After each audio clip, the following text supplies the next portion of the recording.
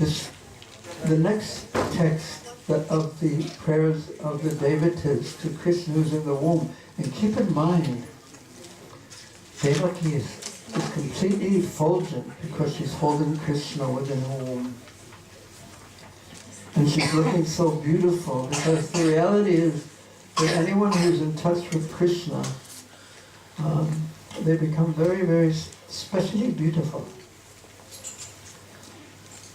So they've explained in the last text that we read, the devatas have explained about the purpose of the Lord's incarnation, why he comes.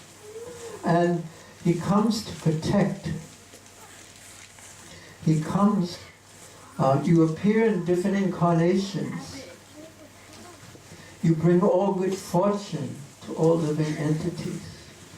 So one of the aspects of his bringing good fortune is that he specifically performs his pastimes and he protects specific devotees. But in addition to that, he gives us, by his pastimes, his activities, something to think about that's actually spiritual. Because if we don't have our minds thinking about something spiritual, you can be sure that it will think about something material. So this section continues this theme, how the Lord, the Supreme Personality of Godhead, he's everything, he's all powerful, defining the absolute truth. And listen to this, and he's going to explain now in this section of 4 verses, he's going to explain the process, the means of getting free from the ocean of material existence. So let's go to the next one over here. So here's the next thing that they say. Try ambudaksha akila sattvadamni. So you, they're talking to him. Ambudakshila. So that means that his eyes, they're like lotus petals. He has lotus eyes. So although he is Akila Sattvadamni, which more or less summarizes the last section of verses that we read, that he's the original cause, just try to keep this concept, this idea in your mind, what it actually means. The original cause of all existence. Now think of what that actually means. Then we'll understand something about what inconceivable power is, all of existence, and from whom all existence is being caused, and everything comes from him. In addition, during the time of annihilation, everything is within him. So this is a meditation in and of itself, to understand what we mean when we say the Supreme Personality of Godhead, when we say the Supreme Absolute Truth, when we say the cause of all causes, Sarva Karana Karanam. This is really something. Everything in existence rests on his potencies. And yet, aside from that, they're saying, he's a person, and you have lotus eyes. Because normally, or not normally, but the way the conditioned finite mind thinks is that if something is so powerful, all-powerful, how is it possible that he's a person, has formed, what to speak of beautiful lotus eyes? Because when we think of all-powerful, when we think of the Absolute Truth, we think he's all-powerful, he's the creator. But if he has everything, why not think of him in terms of all beauty also? If he's all-powerful, that brings us to the realm of inconceivable, and also it put so much fear in the heart, because if he's all-powerful, that means if he doesn't like us for a moment, who knows what he's going to do? He's all powerful. He can do anything at any time. He's present everywhere. But yet, he's all beautiful too. With lotus eyes. Eyes shaped like that, a lotus petal. That it is said in many places that his eyes are so big they come almost to his ears. So big and beautiful. And this is just an aspect of Krishna's beauty. Madhuram, Madhuram, Vadaram, Madhuram. His face is so beautiful. And then his body, Madhu Povibur. And then what to speak of Mridhu Smita. He has a soft, gentle smile. And yet he's still all-powerful. And everything is resting on him, unlimited power. Madhu Smiti, his smile. Now his Madhu, Madhu Gandha, Vidhu Smiti. His smile is very, very, very soft. And his fragrance is like the fragrance of honey, very, very subtle. When we think of honey, we think of its sweet taste, which tastes just like honey. It's not exactly subtle, but his smile is like the fragrance of honey. Very, very subtle and captivating. So he has all these qualities to the fullest extent also, not only all-powerful, those fearsome qualities that fill us with awe and reverence, but he has the qualities that when he deals with his devotees, he's so sweet, and he has a way of dealing that's so captivating. To the fullest, to the unlimited extent also. Now this is the kind of person that we want to have a relationship with. So he's Tvayambodak Shakila Satvadami, although he's the source of everything, maintenance, destruction, annihilation, and creation, but yet he has lotus eyes. And here's where the process, practically the abhideya process, the process of attaining him is being given. Samadhi aveshita chaitasya eka. Eka means that just one focus, the consciousness, the chaitasa, absorbed, aveshita, absorbed only in him. And he has the qualities that can absorb our full consciousness. But this is what the devatas are explaining as the process that one. Now we can't do this at this point, or we may not be able to do this at this point in the development of our Krishna consciousness, but we should know that this is really the way we want to go, the direction we want to go in. We should know that full absorption in thoughts of Krishna fully with our consciousness will not exclude full of also seeing other things. It's not like if you're absorbed in thoughts of Krishna, you're going to walk into the walls all the time because you're only seeing Krishna, but rather you'll see everything in relationship to Krishna, because he is everywhere and everything, as we just heard. There's no place where he is not.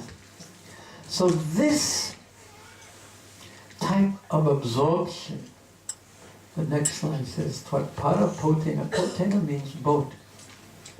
Your 2 feet, Tvad, Parapotena, are the boat. Mahat Kritena, that the great souls, the Mahat, the absorption in thoughts of you, your lotus feet, your service, your pastimes, your names, your form, complete absorption in that is the boat by which the great souls have already proved to be the method of crossing the ocean of material existence. Why is material existence compared to an ocean? Raise your hand. Yes, Abhishek. Even though you didn't raise your hand, you were thinking of raising your hand. It's very, very difficult to cross. Yes, almost, yes, Krishna. It is full of sufferings. Yes. But not only is it difficult to cross by oneself without a boat, it is impossible. No one can swim across the ocean by themselves. You need a boat. And the boat is the lotus feet of the Lord and thoughts about Him. And what happens by doing that, Go Vatsapadam, Bhava Abdim, means this ocean of Bhava, and this gets to what Krishna was saying. It is, and in the next verse it will say it is fierce, describing the ocean of material existence as fierce. It's very stormy.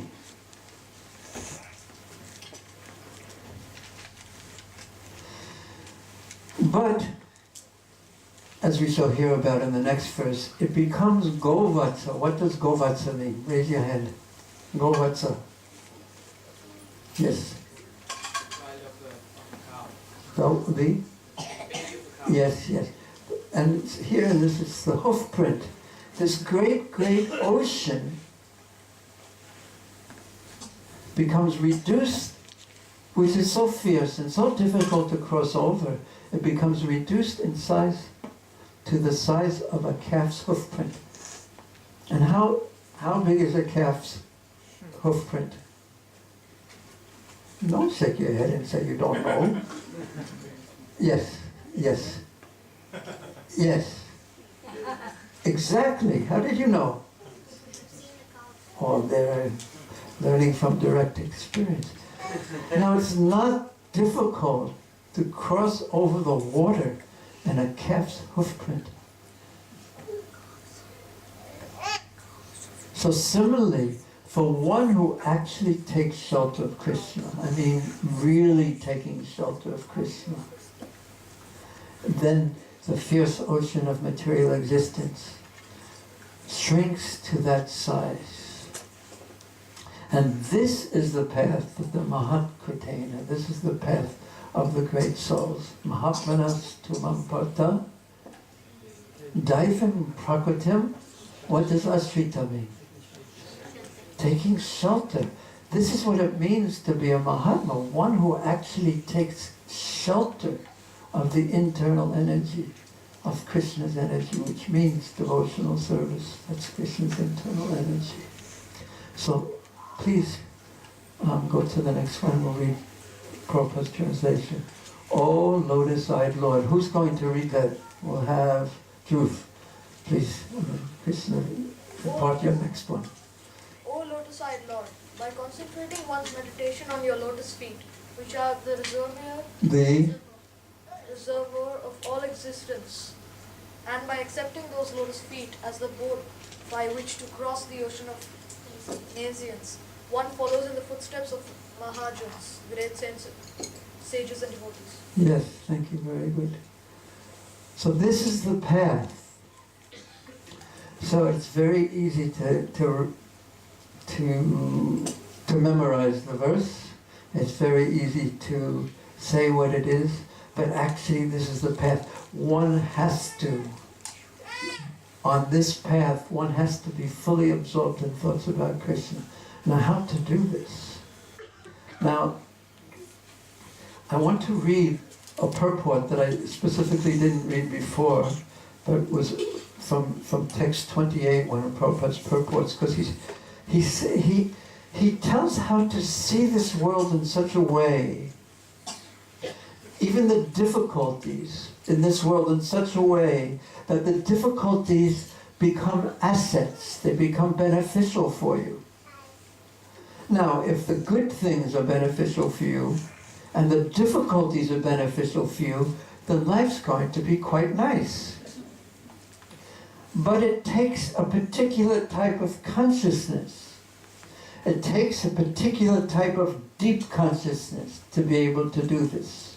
And one can't do it superficially. And I'll tell you what I mean by that in a moment. But here's what Prabhupada says. Now it's a little bit long. but it's only a little bit long. But it's very, very, very meaningful. So we're going to have an exam at the end. Oh. I thought you'd do well on your exams. Oh, yes. Okay, but that means you have to pay attention. That's the key. You have to pay attention. Please listen. Prabhupada says, various demigods, beginning with Lord Brahma, Lord Shiva, and Vishnu, are supposed to be the creator, maintainer, and annihilator of this material world. But actually, they are not. The fact is that everything is the Supreme Personality of Godhead, manifested in his various varieties of energy. Ekam, Eva, Dvitiyam, Brahma. There is no second existence. On this level, the Prabhupada is speaking, only one thing exists, everything is Krishna. There's an old Vrindavan story that I once heard, that this one person wanted to take initiation from a very deep and holy sadhu. So he told him to go to the Yamuna and bathe in the Yamuna. So he went with him, and the person who wanted to take initiation bathed in the Yamuna. And then he was coming back, and as they were coming back, they were going through the door, and he saw somebody's shoes were in the way, so he kicked them aside. And the old sadhu said, "No, I'm not going to initiate you. You disrespected some of the Lord's energy. He's just trying to move it so the old sadhu wouldn't be inconvenienced." And he took it as a disrespect of the Lord's energy. Because his vision was, he was seeing that everything is Krishna's energy. What to speak of disrespecting a devotee, which of course none of us ever do. Even saying something when they're not there. We never would do something like that. What to speak of even thinking bad things about people who are trying to perform devotional service. So, very, very interesting point of view, and this is basically the point of view that the devotees were explaining, that Krishna, there's nothing but Krishna's energy anywhere. So, those who are truly vipaschit, does anyone remember what that word meant from, I went over it quite quickly from that verse. It means those who are learned. Are those who have reached the platform of understanding and observing the Supreme Personality of Godhead in any condition of life. Now here is where Prabhupada's explanation becomes very pertinent, very important, and very interesting too. In any condition of life, seeing Krishna. Premanjana Charita Bhakti Vilochanena Santa Lokananti. Learned devotees accept even conditions of distress as representing the presence of the Supreme Lord. When a devotee is in distress, he sees that the Lord has appeared as distress, just to relieve or purify the devotee from the contamination of the material world. Now, what is the basic contamination of the material world? Not that the world is contaminated, but what is the contamination in our consciousness, the basic essential contamination? Raise your hand if you'd like to. Yes? That we've turned our back on Krishna. Yes, and what do we see when we turn our back on Krishna? Say if the sun is here, and I turn my back on the sun and I'm facing this way, what do I see? The shadow. Sorry. We see the shadows. And that seeing the shadow means not seeing how Krishna is in everything, and everything is connected to Krishna, and everything is meant for Krishna. And rather than seeing that everything is meant for Krishna, I see that everything is meant for me.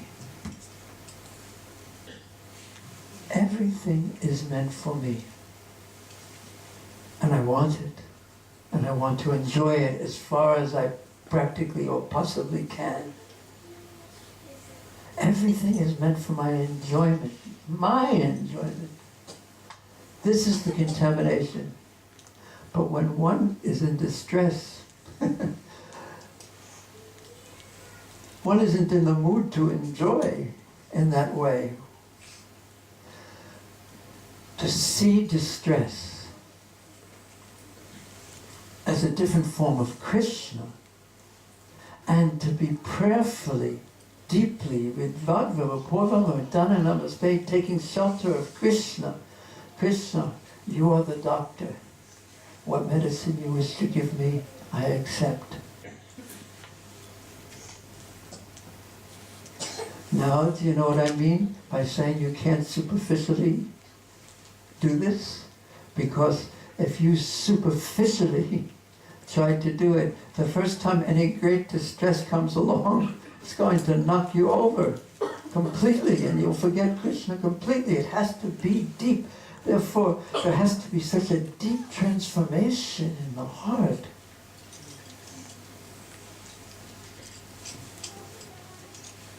A complete transformation for me is the enjoyment, to me is the servant of Krishna. And sometimes, when there is something happening that I don't particularly want to happen, the last thing my mind wants to do is turn to Krishna, take shelter of Krishna, pray to Krishna. The last thing, the very last thing my mind wants to do. My untrained, rascally mind doesn't want to do that. But where does it take shelter of instead? Where does it look? Where does it go? It looks to anger, it looks to this, it looks to that, it looks to envy, it looks to... You know how the mind becomes like bakil. Is my pronunciation good enough to... Shamasunda? Bakil. What does bakil mean? Lawyer. The mind becomes like a lawyer and builds up a case. It starts building the case against the other person. He's done this, and looking in the past, he's done this and this and this and this, and everyone knows he's like this, and everyone knows like this, and on and on and on, just to prove that it's not, that I shouldn't take shelter of Krishna, basically. Of course we have to act practically, but we should learn the art of always taking shelter of Krishna. This is what it means to be a devotee. Gotripte Varanam Tata. This is actually what it means to be a devotee, is to take shelter of Krishna continuously. I have no other shelter except for you. Continuously, prayerfully, 24 hours a day practically, Prabhupada would say. Now, we say, well, that's not easy, but yes, it's not easy. But is taking shelter of my mind easy? And I'm not sure that Krishna is really going to take care of me. But I am sure that my mind is not going to take care of me. And why do I take shelter of my mind continuously? So this art of taking shelter of Krishna is really the art of Krishna consciousness. And this is... So when someone goes to do some service, raise your hand and tell me a type of a service that a devotee may do. Yes? Serve food. Serve prasadam. And then she's going to say eat prasadam. No, what do you... Yes. Krishna? Serve cows. Serve cows. Serve cows, yes. Now, do you like to serve cows? Yeah. Do you like to serve prasadam? Yeah. Okay. But do you like to do it every day? How about every day 3 times? Right. Now, when you try to do any service and take it seriously, to do it once or twice, you can say it's fun, it's pleasurable. But to do any service regularly, day after day, whether you're in a good mood, whether you're in a bad mood, whether it's going well, whether it's not going well, try and distribute books. Some days you're distributing books and people take the books and you're thinking, I'm really good at this. And then these days come when no matter what you do, oh yeah, I forgot one part. When you think I'm really good at this, I'm really expert at this, then you become really happy. So if you become happy, you want the heads of the coin, then the tails of the coin are going to come. So then the days come when no one wants to take a book, no matter what you do. Then you become miserable. Now what are you going to do then? And this is what one learns when one tries to do any service seriously, as service, day after day after day after day, is one learns to take shelter of Krishna. One has to. One has to take shelter of Krishna, otherwise one cannot continue. That is the actuality of the situation. One simply cannot continue. One's mind will not let them continue.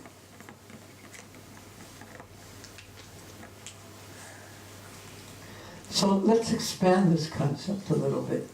Now that, if you're a little tired, you can take a little bit of rest even, it's okay. It's not even a problem. But just expand this. And this really comes up in tomorrow's class. Well, okay, I'm doing deity worship, I'm serving the cows, I'm serving prasadam, I'm distributing books day after day. Okay, but what about most of us, or many of us who have services that are not so directly connected to Krishna? Oh, let me put it in a different way. What about those of us who have activities in our life, mostly they are not directly connected to Krishna? What does one do then? Well, my answer to that is one has to find a way to connect them to Krishna. Otherwise, we end up with divided minds. Oh, this part is the one for Krishna.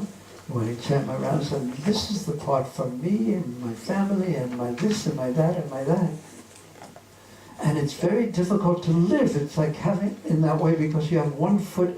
Now this is a real question for you two gentlemen. If you have one foot in a rowboat. What? Okay. If you have one foot in a rowboat, you know what a rowboat is? It's a boat that you row, okay?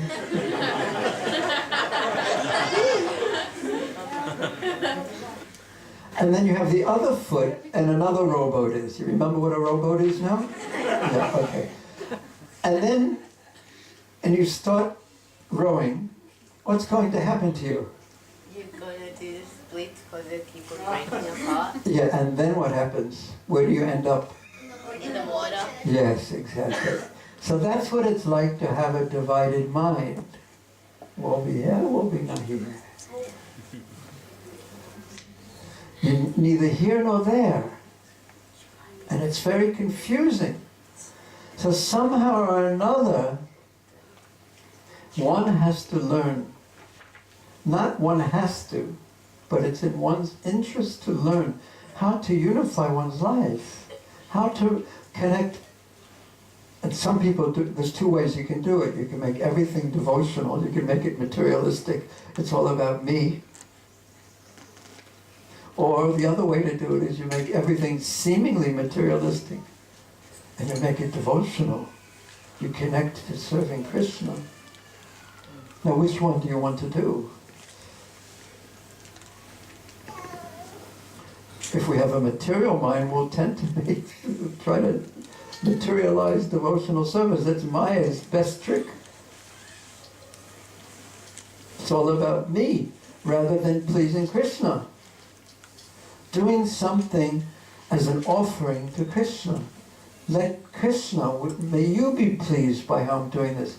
And what happens is that we tend to do things so unconsciously. Everything that we tend to do every day tends to become mechanical. Just like when you ride your bicycle or your car and you go the same way every day. Practically, you don't even have to think while you're doing it. So we tend to do our devotional activities in that type of a mechanical way, and in that way, we're not really there when we're there. So it's important to bring one's consciousness into the activity, otherwise it won't be very satisfying at first. So Prabhupada continues here. Learned devotees accept even conditions of distress as representing the presence of the Supreme Lord. So these difficulties, they force us, they push us.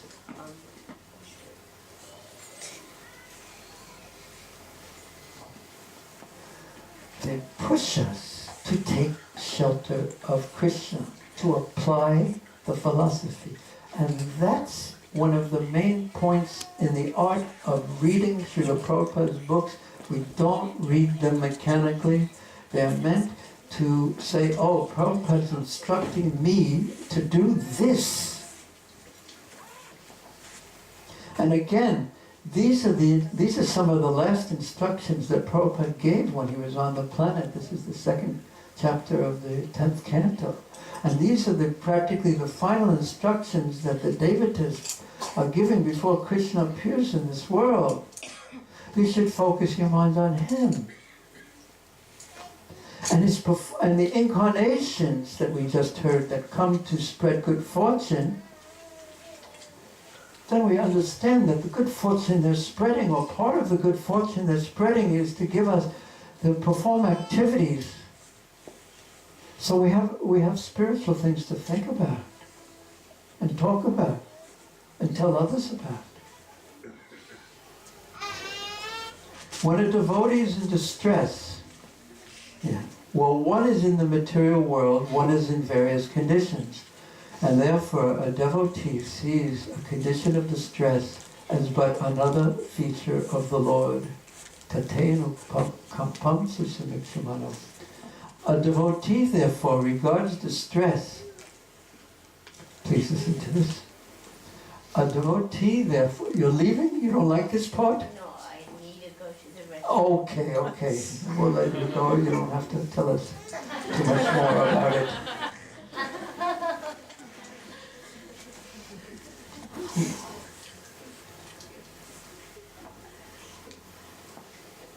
He regards distress as a great favor of the Lord because he understands that he is being cleansed of contamination.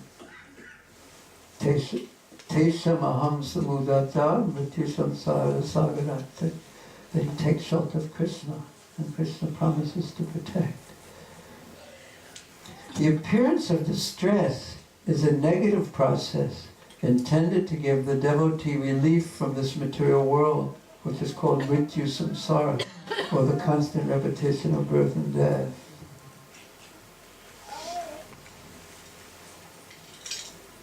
A non-devotee, I skipped a few lines, is disturbed, perturbed and distressed, but a devotee welcomes distress as another feature of the Lord. Now, of course, now you understand why I said you can't do this superficially.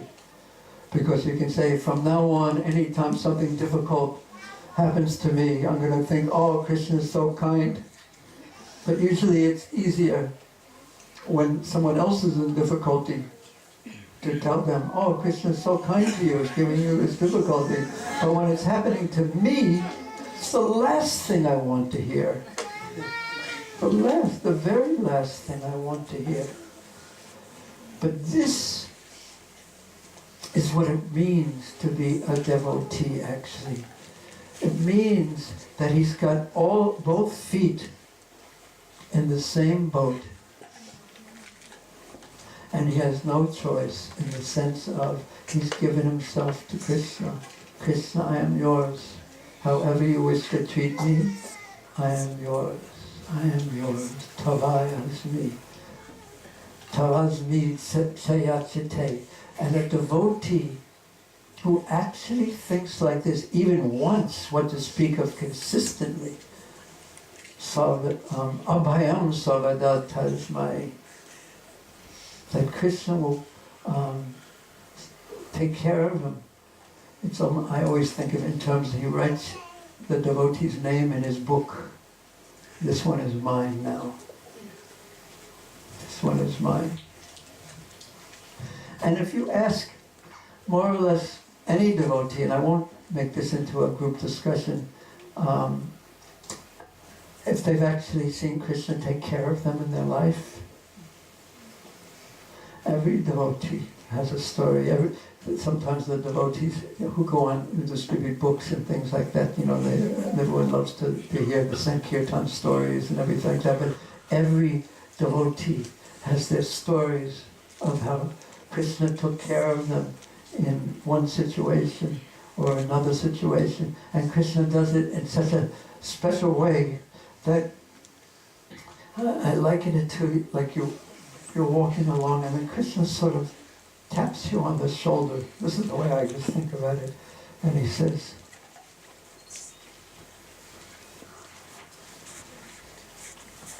I'm here. And then if you try to explain to someone something about what has happened, they say, oh, that's your imagination, and here's another 5 different reasons of why are you saying it's Krishna. But Krishna lets you know. Krishna lets you know that he's there. He's always there. And the quest, because he's everywhere. He's always there. There's 2 birds in the tree. One is the super soul. One is, he's always with us. So the problem isn't, is he going to be with us or not? The question is whether we're going to be with him. Therein lies the issue, and therein lies where the choice of the living entity is our choices. Do we want to be with him? Do we want to be with him all the time? Do we want to be with him sometimes? Do we want to, if he treats us nicely, we want to be with him. If we get our way, we want to be with him. If we don't get our way, we don't want to be with him. So, I mean, these are real, this is what goes on in the mind of a conditioned soul as he's making progress. And tomorrow we're going to talk about how to make that progress more. But here's the basic, the system, so to speak, of what we really must do. We must learn how to focus on Lord Krishna. And how to do that. How to do that. What's beneficial for that? We accept. And what's pratikulena, what's against that, we don't go in that direction. That is sincerity. So that, in one sense, that's the cost of this, is sincerity. It's sort of simple in one sense, but when you try to be sincere, the first thing you find out is how insincere you are. From now on, I'm going to be sincere. Like from now on, I'm going to listen to every word of the Hare Krishna mantra every time I chant. And how long does it take before you realize that your intellectual and mental decision is almost meaningless? Mark, we're going to send you back to the bathroom unless you're good. You want to answer that question? You know what a rhetorical question is? What is it? It's a question that does not need to be answered, but it's Yes, it's something for you to... make you think. Yes, think. Now that's something that would be helpful for you. Yes?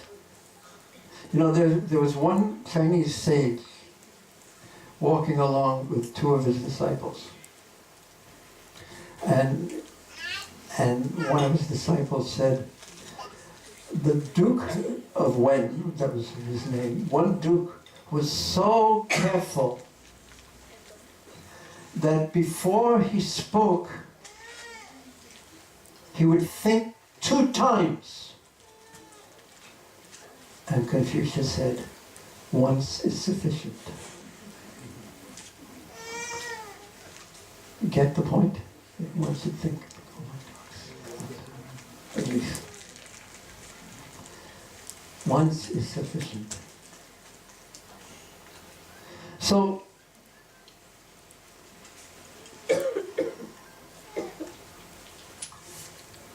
the boat by which to cross is this taking shelter, this constantly taking shelter, prayerfully, constantly taking shelter of Krishna, remembering Krishna, chanting his name. And that, in one sense, we already know this, Kirtaniya Sada Hari, this is the process to always chant Krishna's names. But not easy to do that. So, and even those who try to chant continuously, raise your hand if you've ever been to Vrindakund in Vrindavan. Okay, it's some of the devotees. So there was one devotee who was a Babaji named Madhavam Baba.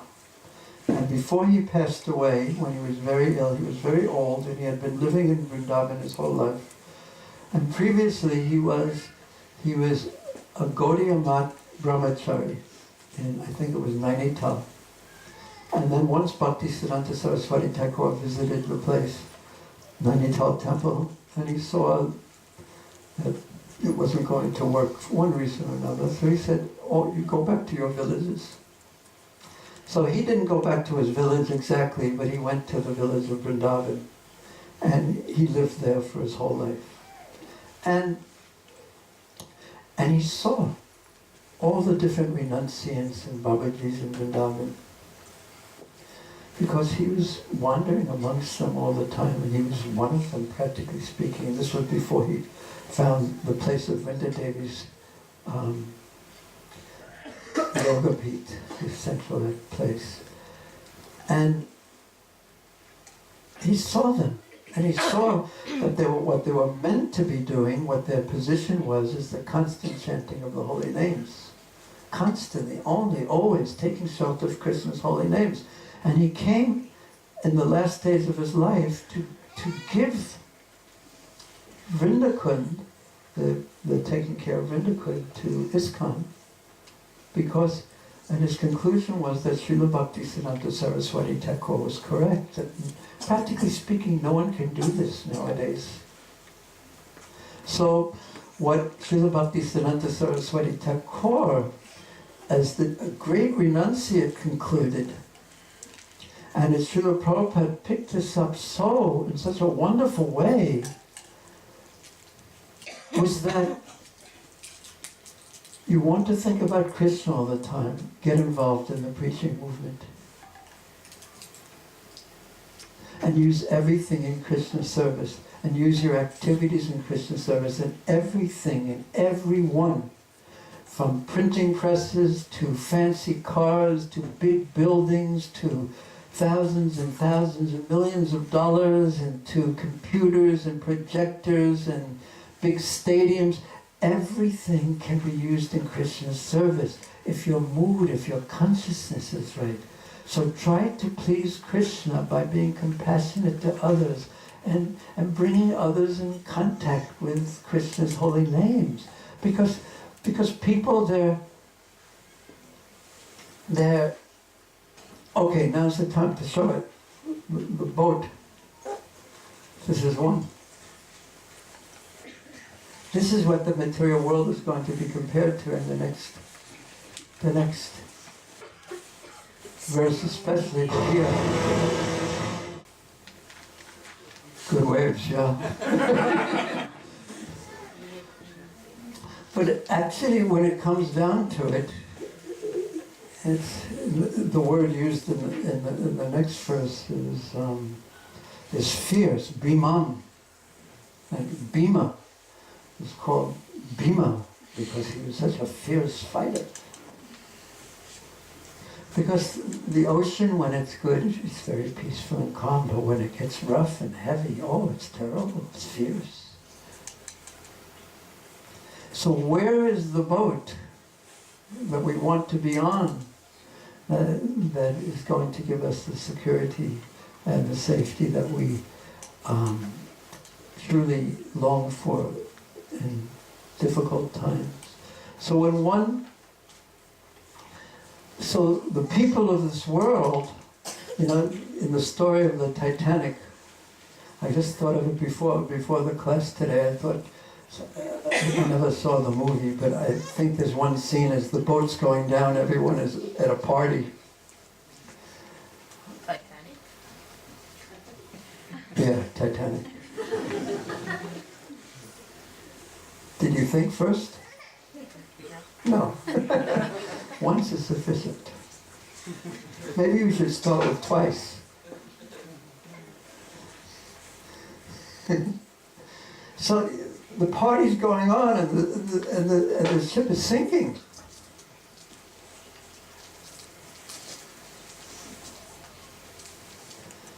So we don't want to be like that, and most people are tend to be like that, not very thoughtful.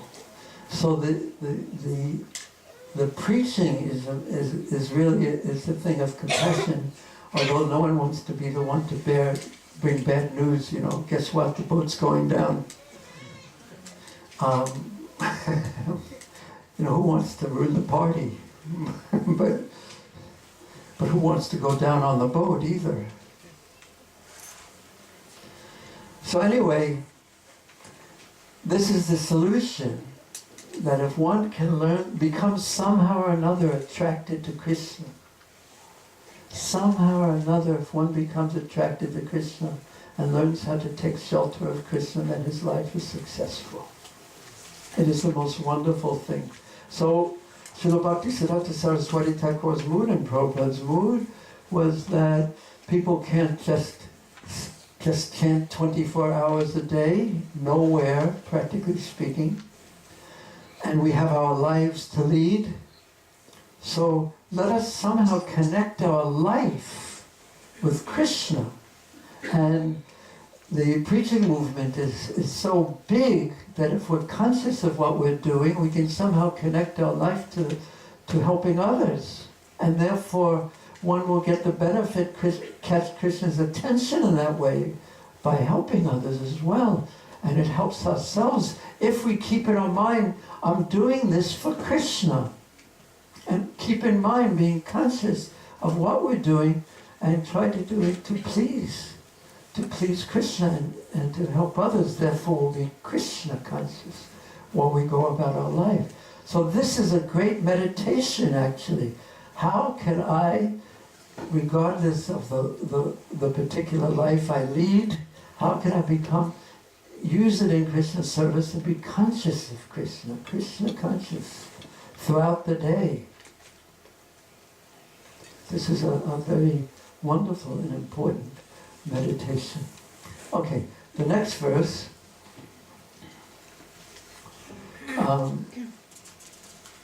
Swayam Samutira Sadistaram Duman. Duman means, O Lord, who is illuminating. Swayam,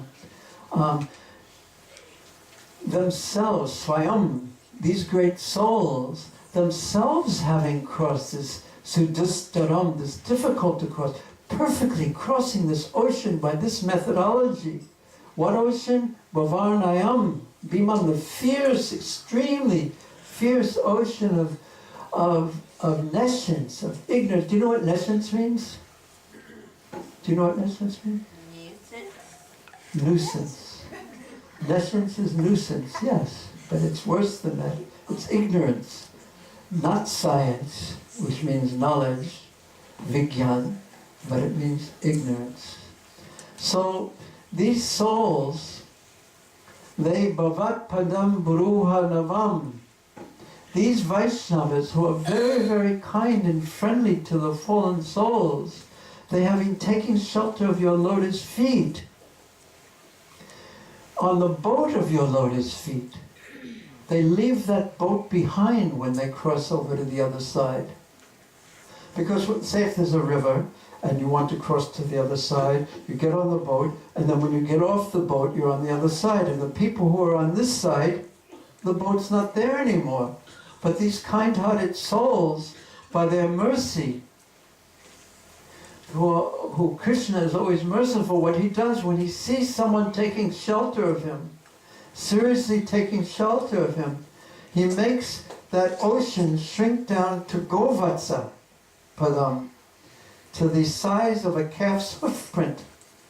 And then they don't need the boat to go across. They just easily step across it. And the boat's there for others. So Krishna accepts that methodology, that tested methodology of being engaged and thinking about him. Now try it sometime. Try to decide that I'm going to connect to Krishna. Whatever I do, start with your chanting during the kirtan. Because during the kirtan, the mind can so easily wander also. Well, try and bring it back. Become determined in that way to try your best, to try your best, to try your best. Keep in mind what you're doing. Do it consciously. When you're at work, somehow or another try to think of how I could do this work for Krishna. What would be pleasing to Krishna? Somehow or another when I'm serving the prasadam, how can I serve it? Do you ever, when you, we don't do it in Melbourne anymore, I think, but in some places they have big buckets when they're serving prasadam, and there's so many people in there, and the buckets have wheels, and the wheels always screech, and then when they're going by they go, and sometimes they get some of it on your plate, sometimes you don't get some of it on your plate, and some of us lose our appetites in that kind of a circumstance. But how to serve prasadam in a way, in such a gentle way, that the person who you're serving feels honored and wants to take this food that has been offered to Krishna. How to serve in such a way that the person wants to take this prasadam. How to distribute the book, how to act in your office in such a way that the people think this person is different. How is he different? In a good way, of course.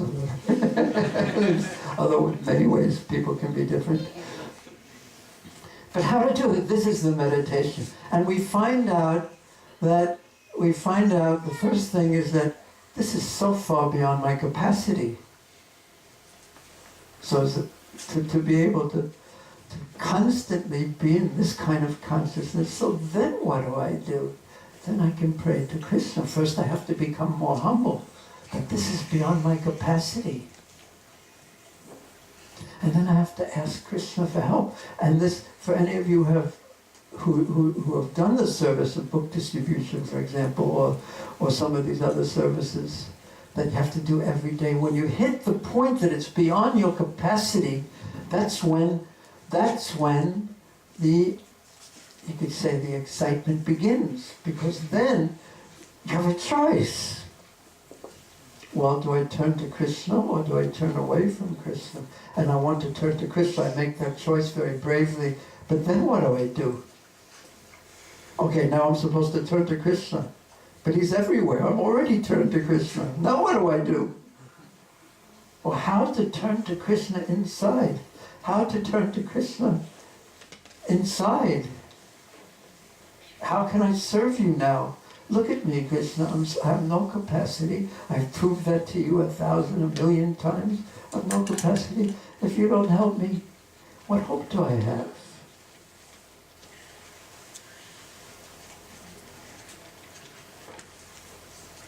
What hope do I have if you don't help me? If we would bring that mood into our chanting of japa,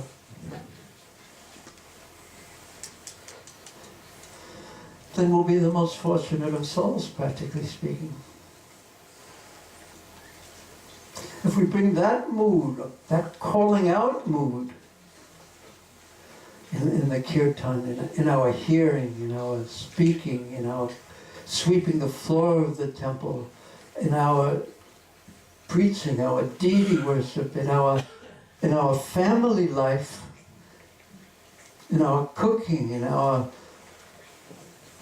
going to work, coming back from work, walking to the temple, relating with the other devotees, going to school. Is it possible to be in that mood while being in high school?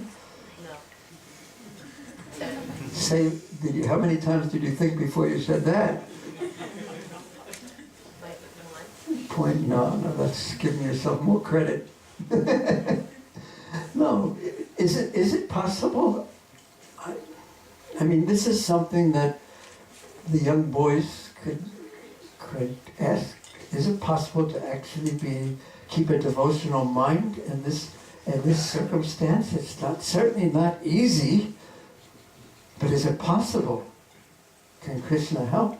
Is it possible for me to be so sincere? Without your help, Krishna, I don't see how. Is it possible for me, what to speak of being in a high school, to live in the temple and be so sincere?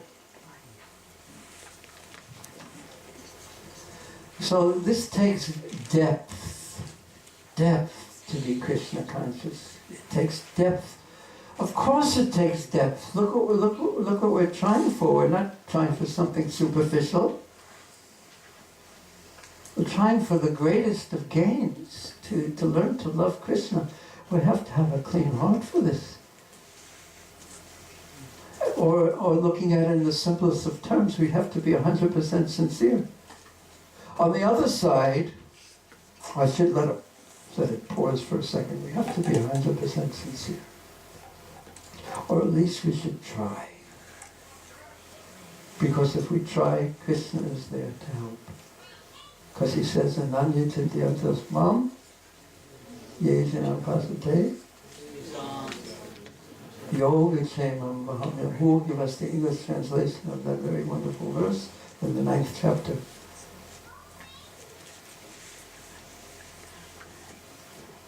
To those who worship me with exclusive love, to them I carry what they lack and preserve what they have. I carry what they lack and preserve what they have. So Krishna, preserving what I have is very easy because there's not very much. But carrying what I lack, in one sense, if I lack it, then there's nothing there. But the things that I need, that I require, and I lack them, if you help me and carry those things, who would be more kinder than you when I feel I really need them? But this is where it gets, do I really feel I need them? Or am I happy to sort of just keep partying as the ship? Of course you don't feel like that when you're 30 and what to speak of 15 or 14 or 20 or 30, but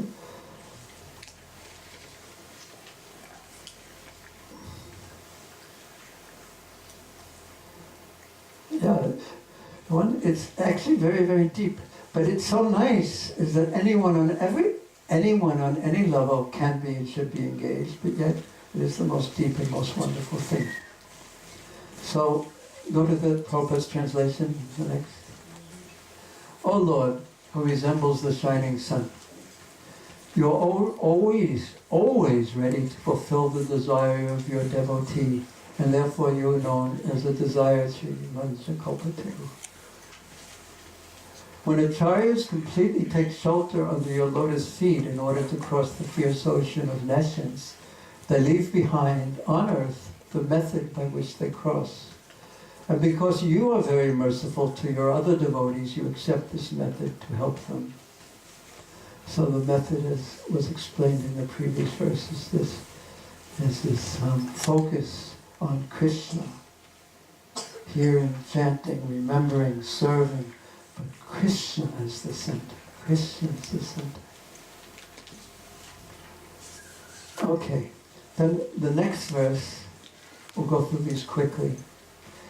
This is a very famous verse. Yene arvadaksha vabhaktimaninas tvayasta aveshuddha bhuvya, that the impersonalists, they they think themselves liberated, but vimukta maninas, their liberation is only in their minds. Because of their impure intelligence, because they've neglected your lotus feet. They imagine themselves liberated, although they are not. But this is the way to be liberated. And then the next verse, so Krishna directly says this in personalism, is it won't work. But to your devotees, you protect your pure devotees. You, O lotus-eyed one, personally takes an interest in your devotees. And you help them to continue to progress, even if they have fallen from the path. So there is no loss, there is no diminution. And Krishna is personally there, and therein lies the glory of personalism. It's a personal thing, a relationship. And if we take our step towards Krishna, Krishna helps us in so many ways. He doesn't let us go. Look at the example of Ajamil. Look at the example of Dhruva Maharaj, who is taking shelter of Krishna for 100% materialistic reasons. He was angry as anything, and not all Dhruvas, but he was angry. He wanted a kingdom greater than his father's, greater than his grandfather's, because Tivrena Bhakti Yogena, because he focused his consciousness on Krishna, all the negativity was removed, and he got the most valuable thing. So how powerful is focusing the mind on Krishna? I wanted to tell, because Krishna is there on the other side. There's one pastime that took place in Vrindavan very soon after the Govardhan Puja, after Krishna was worshipped, and after the 7 days of the great rainstorm sent by Indra. Then after that, when all the Brajbasis left under the hill, there was an Ekadasi. And then on the next day, what's the day after Ekadasi called? Very good, very good. So on the Ekadasi, very early, Nanda Maharaj went with his friends, and there's a place in Vrindavan called Nanda Ghat, where this occurred. Raise your hand if you've been to Nanda Ghat. Yeah. Yamuna isn't quite there anymore, but it's still a wonderful place. It's on the western side of the Yamuna. So Nanda Maharaj went in to the river to break, the Yamuna River, to break his bathing before breaking his fast. And there was some dutas, representatives, messengers of Varuna there, who decided that Nanda Maharaj had bathed at an improper time. So they took him. So imagine, because everything, you can see this from everything, there's different perspectives. So think of what this looked like from Nanda Maharaj's perspective. He went into the water, and actually what he was doing was thinking about Narayan, his worshipable deity, who was so kind to have given him the most wonderful son, Krishna. So he was thinking about Krishna, practically speaking. He was in samadhi thinking about Krishna. He went into the water thinking about Krishna. And the Vishnudutas just took him away, and he didn't even notice. He was just thinking, my son Krishna is so sweet. His eyes are like lotus. And when he calls me father, Baba, it's so nice. But think of what it looked like from the point of view of his friends, who were on the riverbank with him. So what did it look like from their point of view? Raise your hand. Gopala, you're going to... Yes, go ahead. I'm drinking up. What? Say again.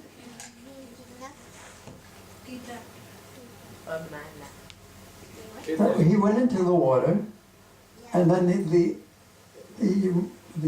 Varuna's messengers just took him. So what did it look like? Okay. Both of you at the same time. He vanished.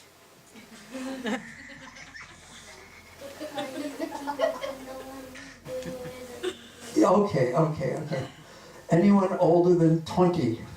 What did it look like? Drunk.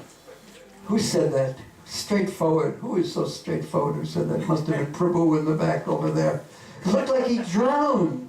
So Nanda Maharaj, he was the king, he was Nanda Maharaj, but he wasn't the eldest brother or anything like that. Upananda was his older brother, but when he saw how much everyone loved Nanda Maharaj, he said, you can become the king, and I will be Upananda, I will be near Nanda, and that way I will be full of Ananda, because I'm near you. So they, when they saw Nanda Maharaj had drowned from their point of view, they were terrified and horrified. This beloved Nanda Maharaj, the father of Krishna, is drowned. And they began crying out, Krishna, Krishna, Krishna, Krishna. Help us, Krishna, because this was Anena Savadogani, Yanjas Tirishita. Because Gagamuni had always said that when you're in difficulty, you take shelter of Krishna, he will protect you. So all the men took shelter of Krishna. And although Krishna wasn't there in one sense, there is no place where he's not there. So although he was far away, he was immediately there. He was immediately there with Balaram. How many more minutes do we have? Okay, I'm going to end early this time too. Now, and immediately Krishna came. And they told him what had happened. And he told Balaram that all the residents of Vrindavan, especially Mother Yasoda, they're going to be soon here.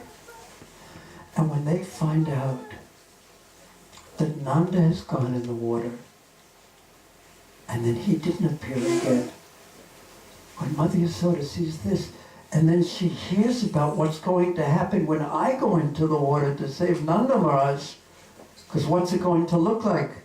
Krishna's going to go into the water and not, so it's going to look like Krishna's gone.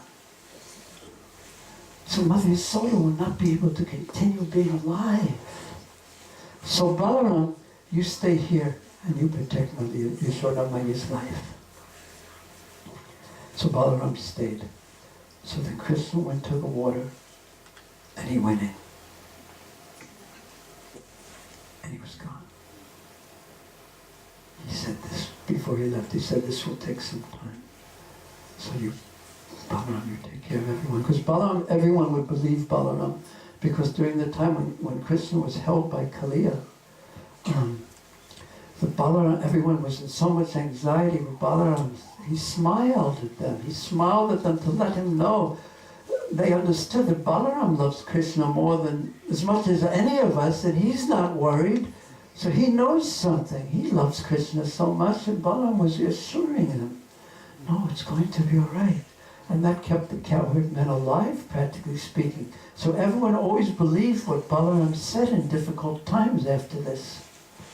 So when Mother Yasoda came, she was going to jump into the water. She almost fainted. She was dying. And also in the Ananda Vrindavan Champu, it describes Srimati Radharani's reaction. She was the only way she could stay alive, hearing that Krishna had gone into the water and didn't resurface. They kept telling her she kept fainting and her life symptoms were vanishing. We should understand what love of Krishna actually is. So in her ecstasy, it was like and then the only way that the gopis could keep her alive by saying, no, Krishna's right back, he's back, and then she'd come back, where is Krishna, where's Krishna? And she couldn't see him. Oh, here he is! And she'd come back. But while Krishna was, so everything has its different perspectives that you look at it. So from Krishna's perspective, he was furious. Because someone had dared, Varuna, or his messengers had dared take away his father and put him in difficulty. So he was furious. And he assumed a red-eyed form. And he went down into the waters, into this space. And he went down toward where Varuna's kingdom was. And from Varuna's point of view, so from Krishna's point of view, he was furious that someone had dared to try to harm Nanda Maharaj. I will not tolerate this. And from Varuna's point of view, because again we're looking at everything from different points of view, from Varuna's point of view, he looked at Nanda Maharaj, who the messengers had come to brought him, and he saw the tulsi around his neck, and he recognized, I'll tell you a big word, physiognomy, means that he looked by the different facial features, and he understood who this was, that this is Nanda Maharaj, and suddenly he became frightened like anything, thinking that Krishna is going to be so angry that he's been brought here. So he took Nanda Maharaj and he placed him on a royal throne, practically speaking, with all of his needs taken. And Nanda Maharaj, the whole time, he's in samadhi thinking, my son Krishna is so beautiful. Do you remember the time he did this and he did that, and when he takes out the calves, he does this, and he took out the cows, he's doing this, and he plays his flute in this way, and everyone loves him. He's just thinking about Krishna. And Varuna is terrified. And the people on the shore, they're crying and fainting. And Krishna is fiercely going towards the kingdom of Varuna. And Varuna goes outside waiting for Krishna because he wants to greet him. He doesn't want Krishna to be angry. So he comes and immediately offers obeisances and offers respects and saying, you've come here to bless us. Your father is over here. Look. And he points to where Nanda Maharaj is sitting on a throne, being perfectly well taken care of, and Krishna's anger goes down. And he says, please follow me, Krishna. And he sets out beautiful soft cloth the whole way for Krishna to walk on, and shows him all respect, giving him gifts of cloth and jewels and everything all the while. And then Krishna stands in front of Nanda Maharaj. Beautiful Krishna stands in front of Nanda Maharaj. And Nanda Maharaj is in complete samadhi, absorption, and thoughts of Krishna, with Krishna standing right in front of him. And suddenly, he catches the fragrance of Krishna's transcendental body, which means that Krishna is nearby. So slowly he opens his eyes, and he sees Krishna standing right in front of him. And he's, how did I get here? Because he's only thinking about Krishna the whole time. And Varuna is offering gifts and offering prayers to Krishna. And Nanda Maharaj is listening to all these prayers and seeing how Varuna, the demigod in charge of the ocean, is praising his son. Nanda Maharaj is seeing this. And Krishna just says, when Nanda opens his eyes, he says, touches his father's feet, says, Father, I have come. Please take your lotus feet and place them one after the other on the path, and let us go home. And although Varuna is offering gifts, and Varuna says, please either punish me or show mercy to me. Either forgive me or punish me, but don't neglect me, please. And Krishna says something to pacify him, and then they slowly go back into... Now here's what I want you to, I guess imagine is the right word, but put in your mind, the people are on the shore, crying and crying and crying and lamenting, where is Nanda, where is Krishna? And suddenly, Nanda Maharaj comes up. And then right after that, Krishna comes up. everyone faints.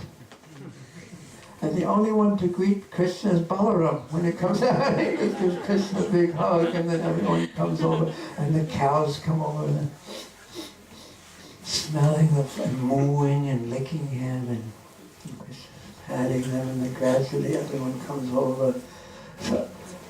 So Krishna's pastimes are they're so unique. And Krishna is a person. And Krishna protects his devotees. What's the verse in the Bhagavad Gita? Kamteya pratijanihi nane bhakta pranashyati. Okay.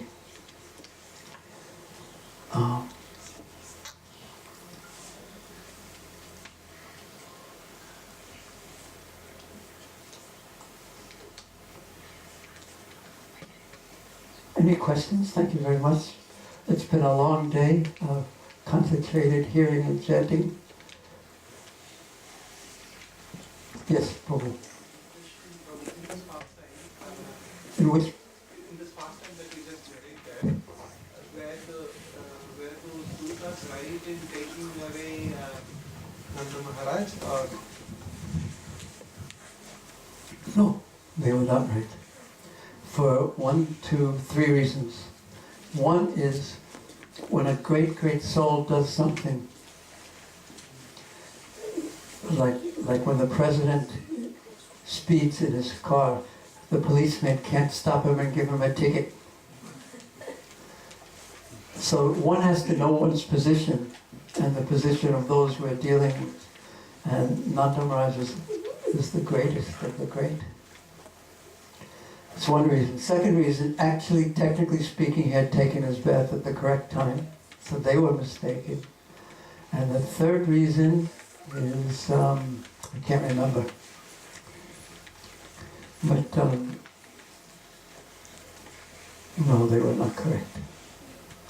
Because what great people do, actually great people, I mean, little people can't make believe they're great and do whatever they want.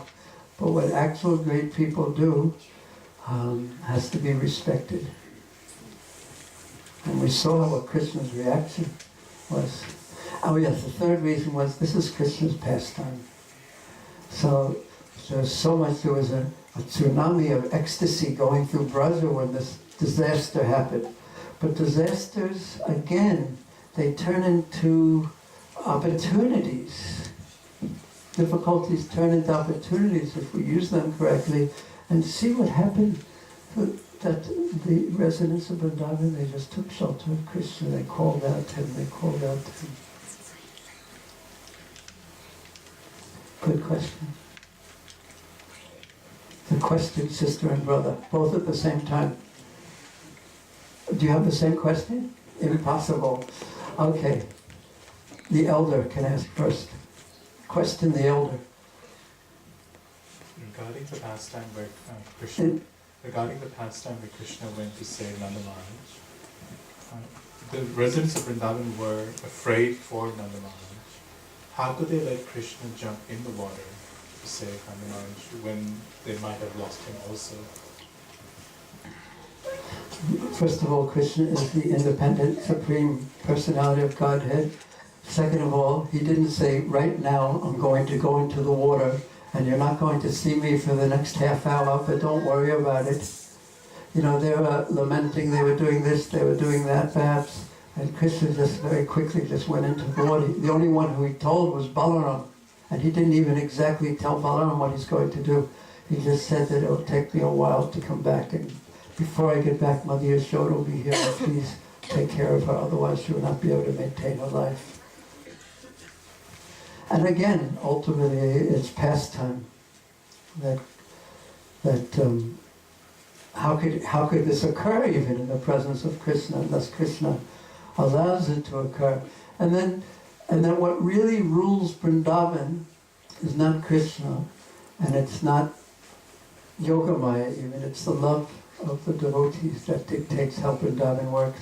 So Yogamaya acts in her own independent way to demonstrate the love of the Brijbasis and Krishna's love of Yeah, and to increase everyone's ecstasy. So if we didn't hear these, if we didn't see these things going on through our hearing, then we wouldn't know of the love of Krishna for his devotees, the love of what Nanda Maharaj's consciousness was. We wouldn't know what Varuna, how respectful he was. And that comes up in the next chapter called, in the Krishna book, Wonderful Krishna, when Nanda Maharaj starts telling the residents of Vrindavan how wonderful, when Varuna even knows how wonderful my boy is. So all the wonderful things come from these pastimes. Yes, Madame.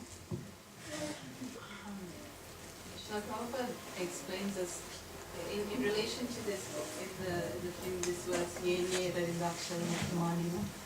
I have heard that that the Acharyas actually explain that that verse is applicable to people who think that the Lord's form is material. That's what Mayavadi means. But not necessarily to people who think that the impersonal truth is the highest. But when we hear Srila Prabhupada's lectures, he said that the nature of the soul is that the soul desires and needs to have a relationship. So if even if he achieves the impersonal truth, then he feels lonely or he gets bored. He told me that personally, he gets lonely. So then there seems to be...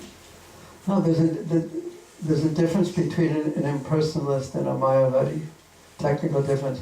But practically speaking, all the impersonalists that we ever see are Mayavadis. They're not Brahmavadis, like the four Kumaras, they're not offenders. So Prabhupada always took it, he knew the difference, certainly. I've read conversations where he mentions the difference, but he generally put them together, the impersonalists and the Mayavadis, because mostly, almost in all cases, everyone is so influenced by the Advaita philosophy of Śrīmad Bhāgavatam, that they say that the form of the Lord is they say that when the Lord comes into this world as an influenced by Sattva Gun, he is called Ishvara. That's the different incarnations.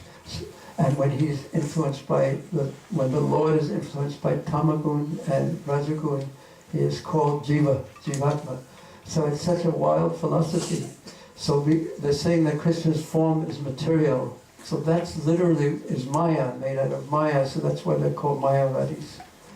So, but the impersonalists nowadays, this is how they think. They don't think, let me have Brahman realization, then I can move on to Bhagavan realization or something like that.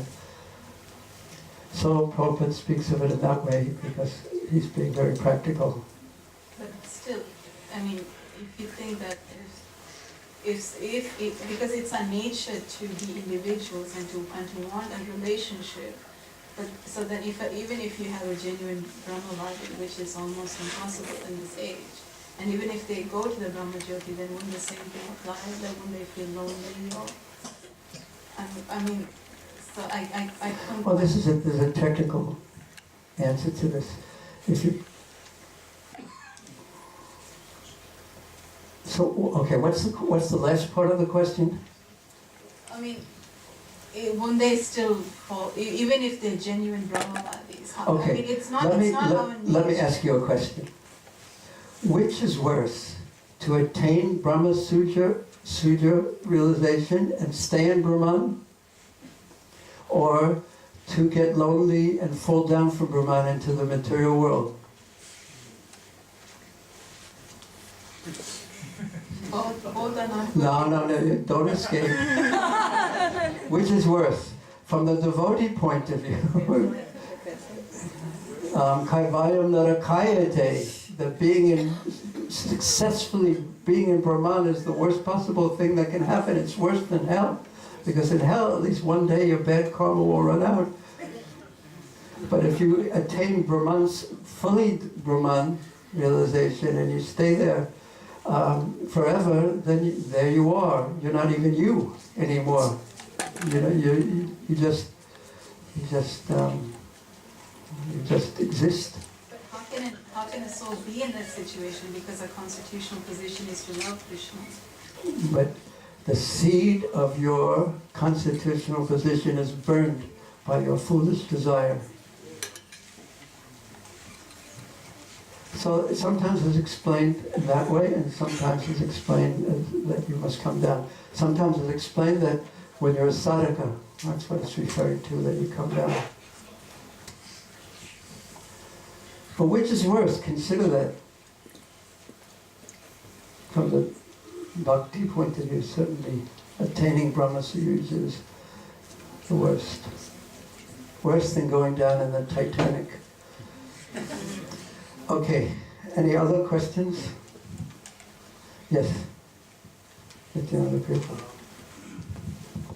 We were talking about this, the various words where Anil Purport Prabhupada says that during difficult times, devotees should take shelter of Krishna. Yes. And we also know that various devotees are at various levels in their progress. So from that angle, how do we say that?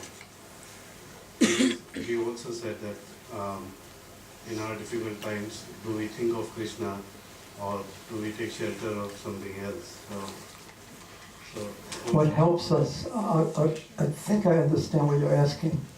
If we're not on the level where we can actually do this, fully take shelter of Krishna in difficult times, then what do we do?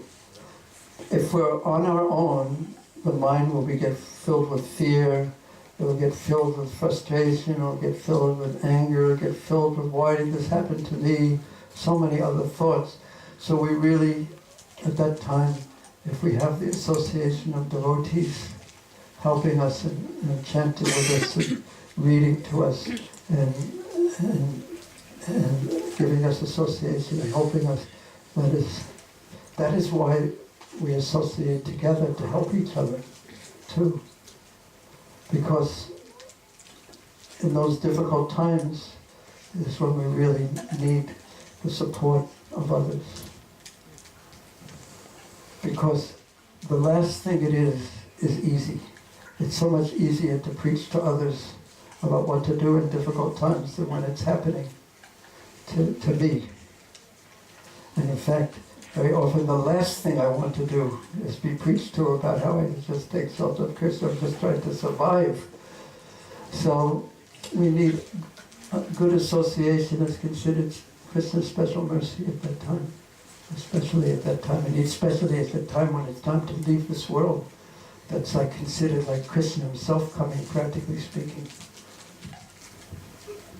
So you have two things going on simultaneously, generally in life, is that there's the ideal, and then the theoretical ideal, and then there's the practical.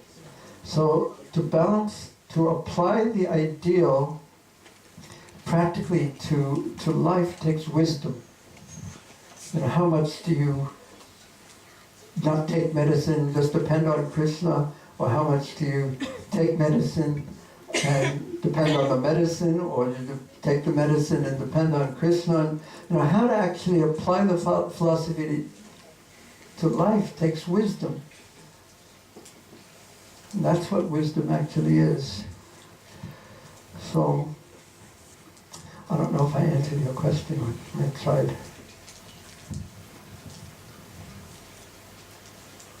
That's the value of community, too. The devotees actually help each other. Because especially in Kali Yuga, no one is strong. Ultimately, we're alone when it's time to leave this world, and no one can help us. But we should try and support each other as much as possible, as much as we possibly can. And I think that's really what when people in the world say, you know, there's so many philosophies and so many religions and so many people say this is true and that's true. But to find a community of devotees, a community where people actually help each other and take care of each other and care for each other,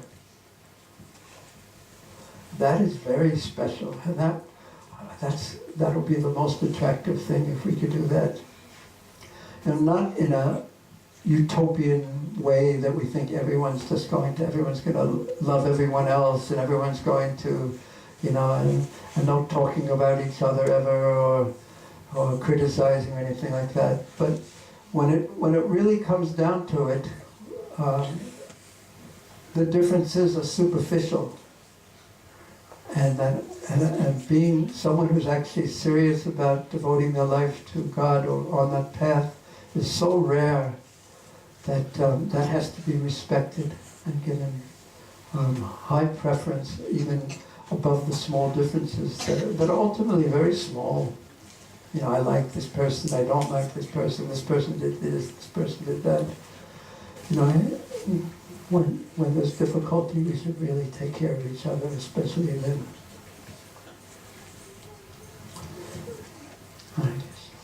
Okay, I think we should.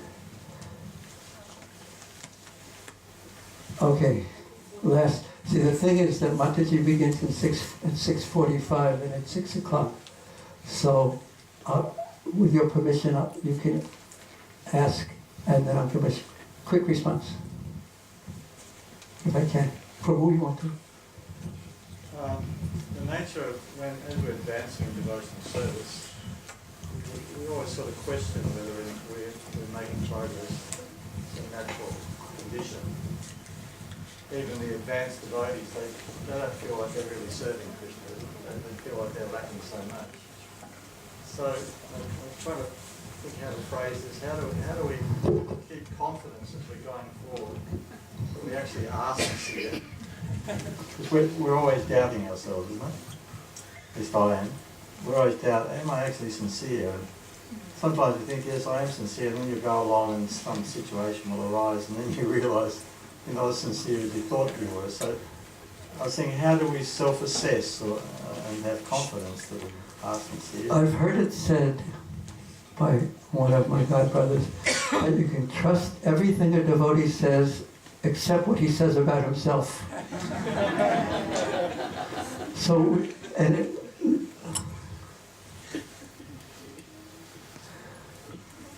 so I don't think, we don't judge ourselves.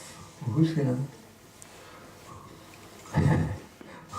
judge themselves accurately? Even an expert doctor will go to a physician when he's ill. So sometimes we can have trusted friends that we can ask any advice from me or things like that to improve my Krishna consciousness, or pray to Krishna to help you a little extra, or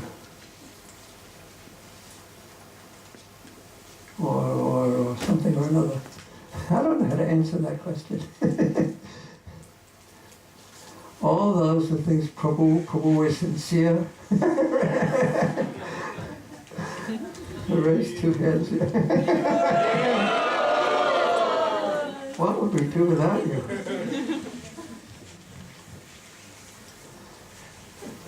You asked for that.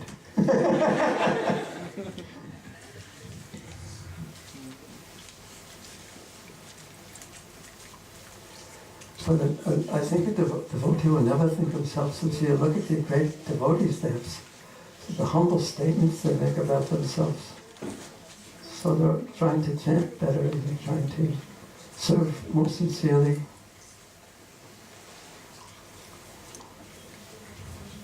Trying to reduce their material involvement and desires. Always praying to Krishna to help them. Feeling humbler than a blade of grass, etc. Okay. Excuse me for not being able to answer properly. Okay, so we'll see you in 45 minutes. You can all run around apart. Are you going to run outside in the cold? Yes, probably. Okay, go. Not now. Yeah, when it's warm. Okay, Hare Krishna.